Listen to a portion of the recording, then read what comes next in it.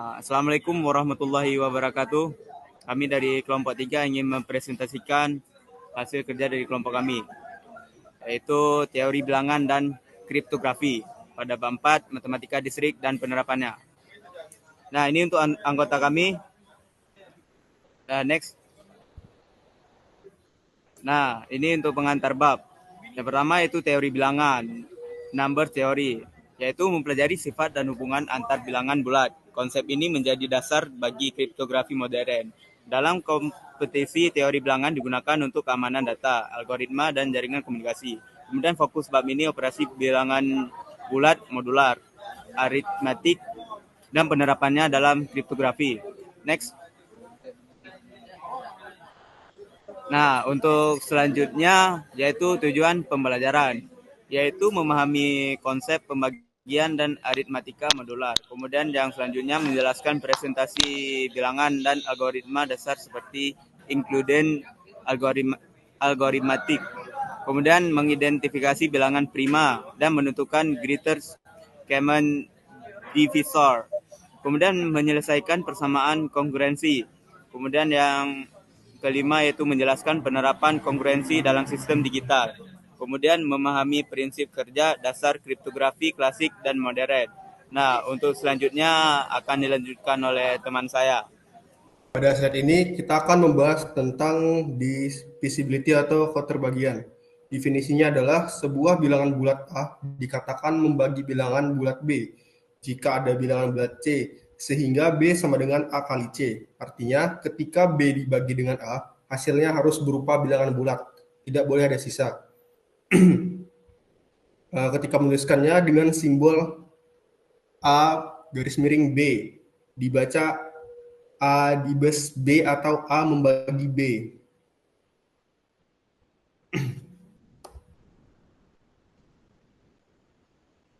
Nah, selanjutnya kita masuk ke konsep division algorithm atau algoritma pembagian. Teorema ini menyatakan bahwa untuk setiap bilangan bulat A dan bilangan bulat D selalu ada dua bilangan positif unik Q dan R yang memenuhi persamaan. Contohnya itu A sama dengan D kali Q tambah R. Q disebut quotient, R disebut remainder. Contohnya itu 23 sama dengan 5 kali 4 tambah 3. Terus ada modular algorithm, definisinya itu A garis miring equip, B garis miring P mod, N garis miring if N garis miring mid dalam kurung A kurang B. Artinya A dan B memiliki sisa pembagian yang sama jika dibagi dengan N.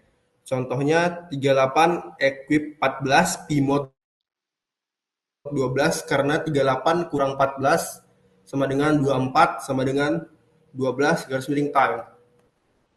Sifat-sifat modular itu ada A tambah B mod N sama dengan A mod N tambah B mod N mod N. Selanjutnya ada A kurang B mod N sama dengan A mod N dikurang B mod N mod N. Yang terakhir ada A kali B mod N sama dengan A mod N kali B mod N N. Untuk saya selanjutnya jelaskan teman saya.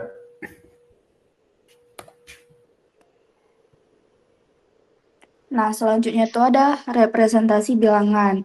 Bilangan dapat direpresentasikan dalam berbagai sistem basis. Dalam kehidupan sehari-hari, kita menggunakan basis 10 desimal, sedangkan komputer bekerja menggunakan baris 2 biner yang hanya mengenal 0 dan 1. Contoh 13, 10, dalam kurung 1101, next. Kemudian ada bilangan prima. Definisi bilangan bulat P lebih besar dari 1 disebut prima jika satu-satunya pembagi positifnya adalah 1 dan dirinya sendiri. Contoh 2, 3, 5, 7, 11, 13, 17, 19. Teorema dasar aritmatika, setiap bilangan bulat positif lebih dari 1 dapat ditulis secara unik sebagai hasil kalilangan prima. Next. Euclidean algorithm. Langkah-langkah mencari GCD dalam kurung A, B. 1 bagi A dengan B, simpan sisa R. 2 ganti A dengan B dan B dengan R. Yang ketiga, ulangi sampai sisa sama dengan 0. Yang keempat, GCD adalah pembagi terakhir yang bukan 0. Contoh, GCD dalam kurung 252,105 tutup kurung sama dengan 21.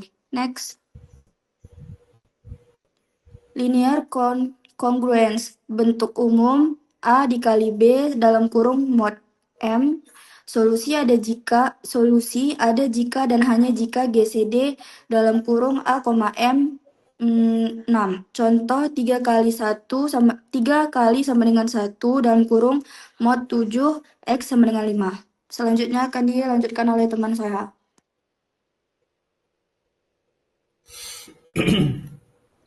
Baik, selanjutnya ada persamaan kongruensi. Persamaan kongruensi adalah persamaan kongruensi berbentuk A kali X sama dengan B mod M. Tujuannya adalah mencari nilai X yang memenuhi hubungan tersebut. Contoh 3X sama dengan 4 mod 7 X sama dengan 6 mod 7. Persamaan seperti ini digunakan untuk menentukan kunci privat dalam sistem enskripsi dan pemecahan masalah periodik pada sistem digital.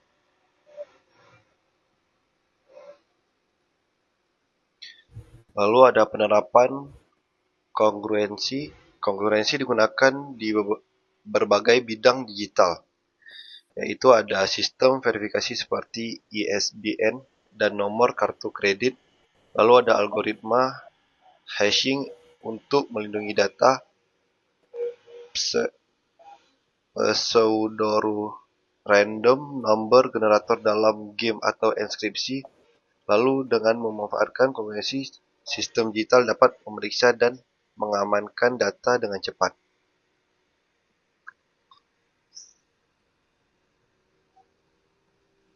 Baik, lalu ada kriptografi klasik. Kriptografi klasik adalah teknik penyediaan pesan yang sederhana, digunakan jauh sebelum komputer ditemukan. Tujuan adalah menyembunyikan isi pesan agar tidak mudah dipahami oleh orang lain. Contoh, Caesar chip. Setiap huruf digeser beberapa langkah dalam alfabet. Misal, pergeseran 3 huruf mengubah A menjadi D. Lalu ada figured chip, menggunakan kata kunci untuk mengatur pergeseran tiap huruf secara berbeda. Lalu ada kriptografi modern. Kriptografi modern menggunakan konsep teori bilangan